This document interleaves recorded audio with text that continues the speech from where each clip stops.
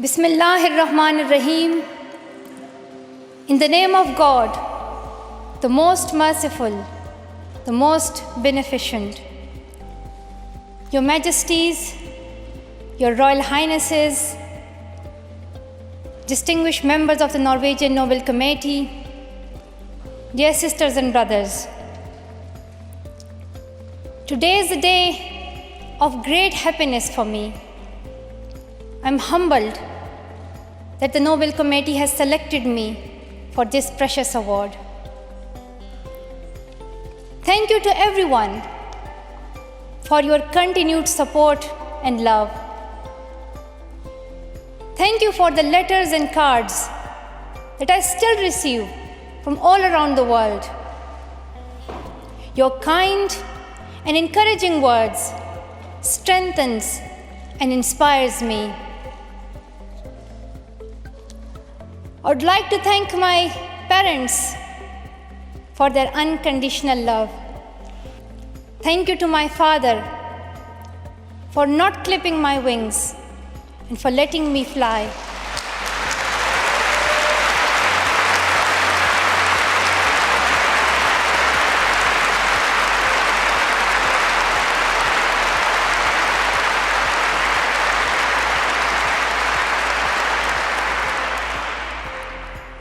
Thank you to my mother for inspiring me to be patient and to always speak the truth, which we strongly believe is the true message of Islam. And also, thank you to all my wonderful teachers who inspired me to believe in myself and be brave. I'm proud. Well, in fact, I'm very proud to be the first Pashtun, the first Pakistani, and the youngest person to receive this award.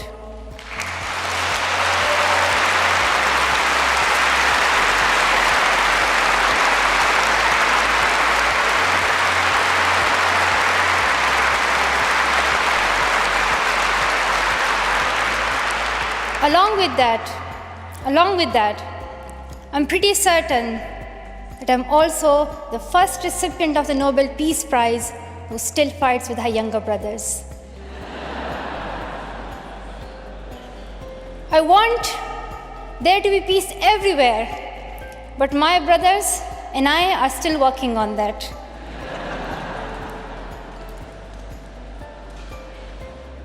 I'm also honored to receive this award together with Kailash Satyarthi, who has been a champion for children's rights for a long time, twice as long, in fact, than I have been alive. I'm proud that we can work together. We can work together and show the world that an Indian and a Pakistani, they can work together and achieve their goals of children's rights.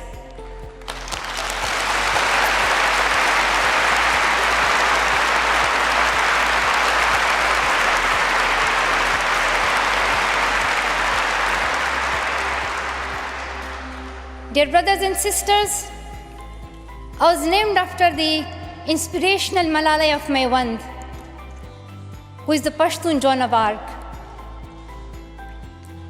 The word Malala means grief-stricken, sad. But in order to lend some happiness to it, my grandfather would always call me Malala, the happiest girl in the world. And today, I'm very happy that we are together fighting for an important cause. This award is not just for me. It is for those forgotten children who want education. It is for those frightened children who want peace. It is for those voiceless children who want change.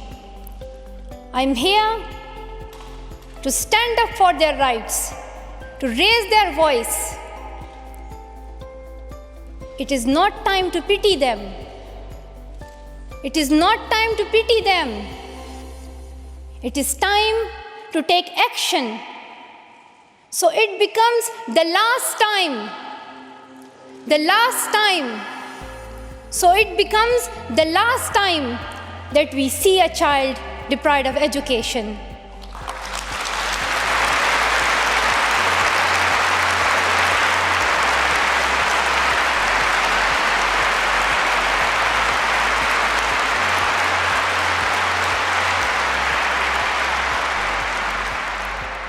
I have found that people describe me in many different ways.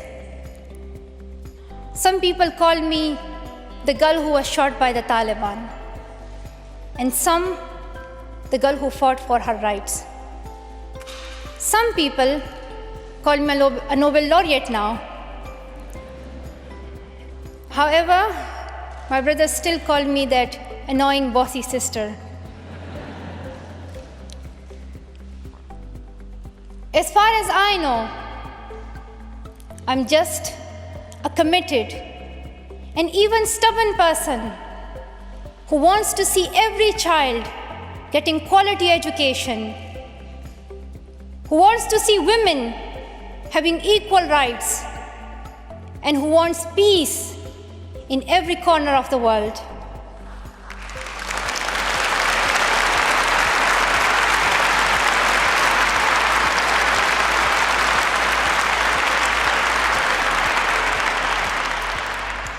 Education is one of the blessings of life and one of its necessities. That has been my experience during the 17 years of my life. In my paradise home, Swat, I always loved learning and discovering new things. I remember when my friends and I would decorate our hands with henna on special occasions. And instead of drawing flowers and patterns, we would paint our hands with mathematical formulas and equations. We had a thirst for education.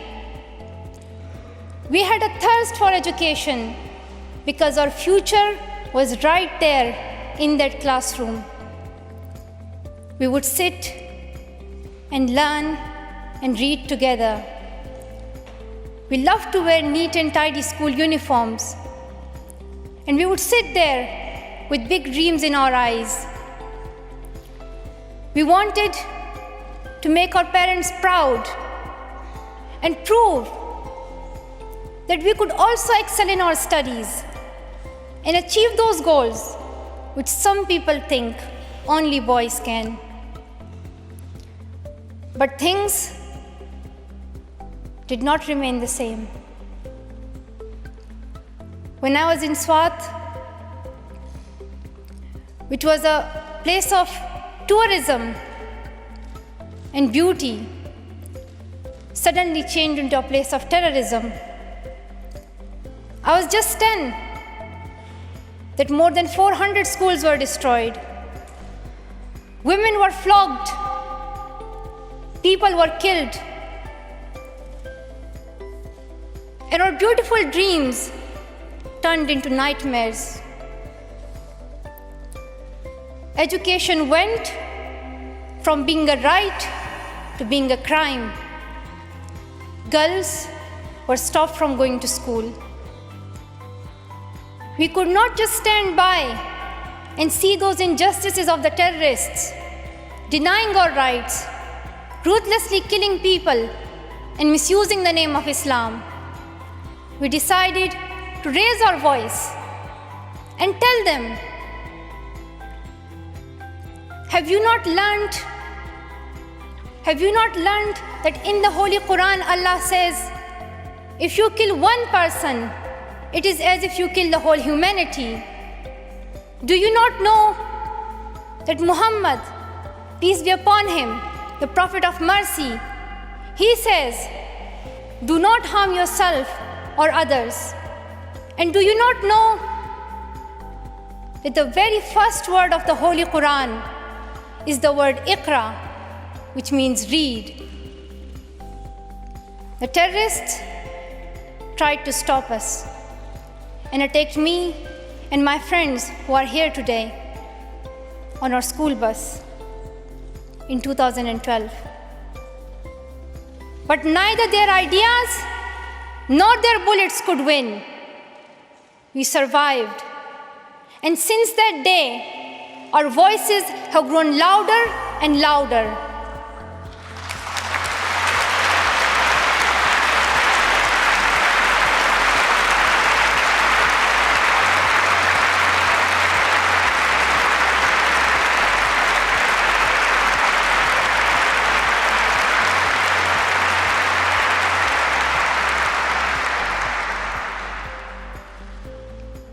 I tell my story, not because it is unique, but because it is not. It is the story of many girls. Today, I tell their stories too. I have brought with me some of my sisters from Pakistan, from Nigeria, and from Syria who share this story. My brave sisters, Shazia and Kainat, who were also shot that day on our school bus. But they have not stopped learning. And my brave sister, Kainat Somro, who went through severe abuse and extreme violence. Even her brother was killed, but she did not succumb. Also my sisters here, whom I have met during my Malala Fund campaign. My 16-year-old courageous sister, Mozoon, from Syria, who now lives in Jordan as a refugee.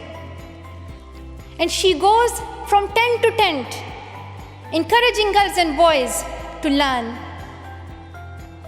And my sister, Amina, from the north of Nigeria, where Boko Haram threatens and stops girls and even kidnaps girls just for wanting to go to school. Though I appear as one girl, one person who is 5 foot 2 inches tall, if you include my high heels. It means I'm 5 foot only. I am not a lone voice. I am many. I am Malala, but I'm also Shazia. I'm Kainat Somro. I am Mozoon. I am Amina. I am those 66 million girls who are deprived of education. And today, I'm not raising my voice. It is the voice of those 66 million girls.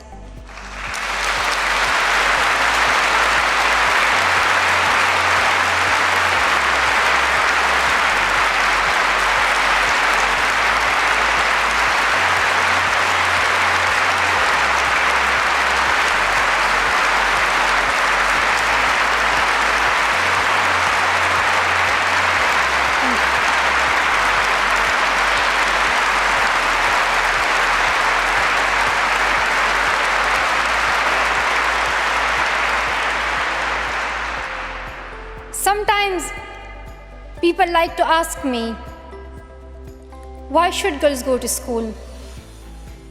Why is it important for them? But I think the more important question is, why shouldn't they? Why shouldn't they have this right to go to school?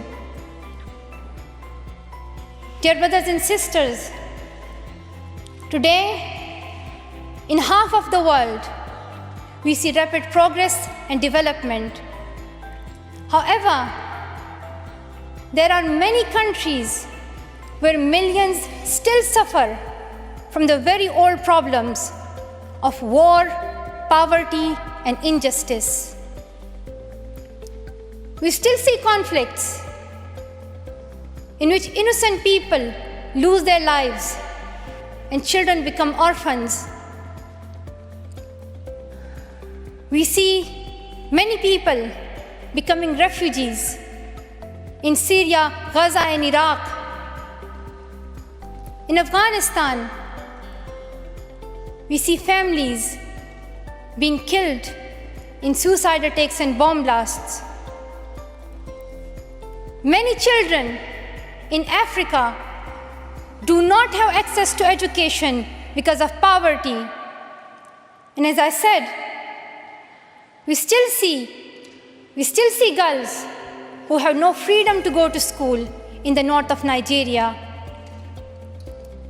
Many children in countries like Pakistan and India, as Kailash Satyarthi mentioned, many children, especially in India and Pakistan, are deprived of their right to education because of social taboos, or they have been forced into child marriage or into child labor. One of my very good school friends, the same age as me, who has always been bold and confident girl, dreamed of becoming a doctor. But her dream remained a dream. At the age of 12, she was forced to get married. And then soon, she had a son. She had a child when she herself was a child, only 14. I know that she could have been a very good doctor, but she couldn't because she was a girl. Her story is why I dedicate the Nobel Peace Prize money to the Malala Fund to help give girls quality education everywhere, anywhere in the world, and to raise their voices. The first place this funding will go to is where my heart is, to build schools in Pakistan, especially in my home of Swat and Shangla.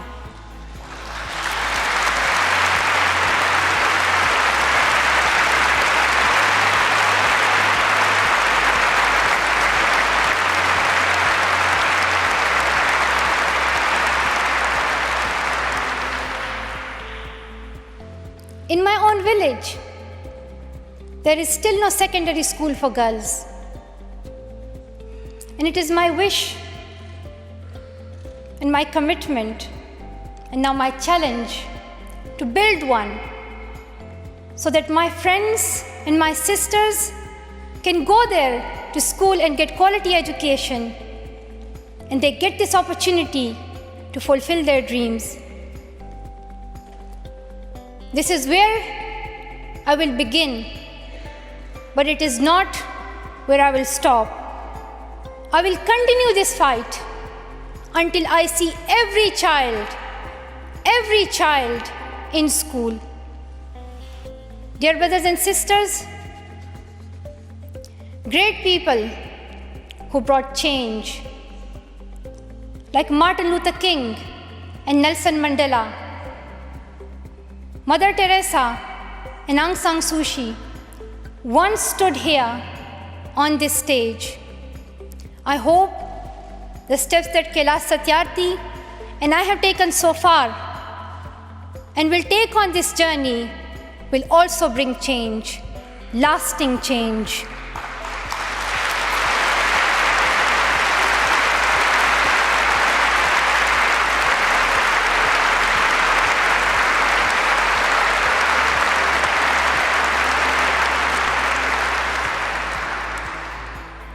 My great hope is that this will be the last time. This will be the last time we must fight for education. Let's solve this once and for all. We have already taken many steps. Now it is time to take a leap. It is not time to tell the world leaders to realize how important education is. They already know it. Their own children are in good schools. Now it is time to call them to take action for the rest of the world's children. We ask the world leaders to unite and make education their top priority. 15 years ago, the world leaders decided on a set of global goals, the Millennium Development Goals. In the years that have followed, we have seen some progress. The number of children out of school has been halved, as Kailash Satyarthi said. However, the world focused only on primary education, and progress did not reach everyone. In year 2015, representatives from all around the world will meet in the United Nations to set the next set of goals, the Sustainable Development Goals. This will set the world's ambition for the next generations. The world can no longer accept that basic education is enough. Why do leaders accept that for children in developing countries, only basic literacy is sufficient when their own children do homework in algebra, mathematics, science, and physics? Leaders must seize this opportunity to guarantee a free, quality, primary and secondary education for every child.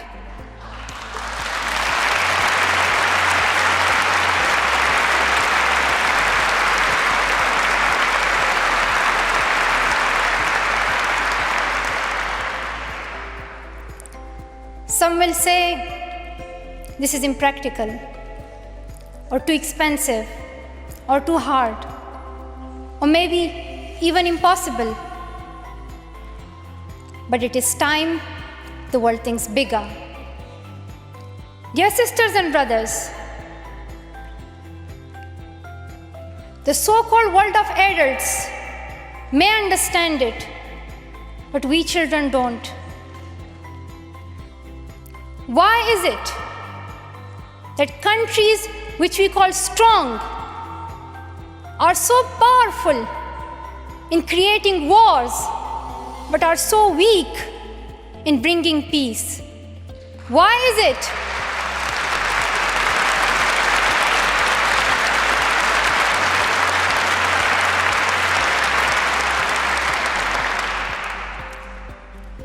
Why is it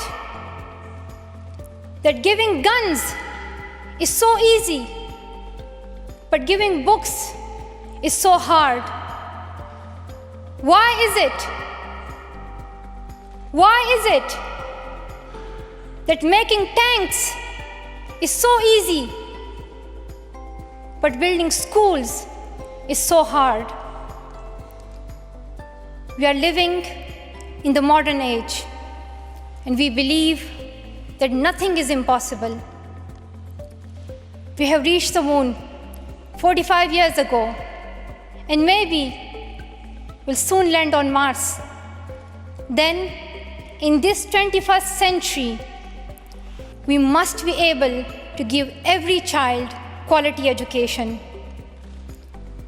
Dear sisters and brothers, dear fellow children, we must work, not wait. Not just the politicians and the world leaders. We all need to contribute. Me, you, we. It is our duty. Let us become the first generation to decide to be the last. Let us become the first generation that decides to be the last, that sees empty classrooms, lost childhoods, and wasted potentials. Let this be the last time that a girl or a boy spends their childhood in a factory. Let this be the last time that a girl is forced into early child marriage. Let this be the last time that a child loses life in war. Let this be the last time that we see a child out of school. Let this end with us. Let's begin this ending together, today, right here, right now. Let's begin this ending now. Thank you so much. Thank you.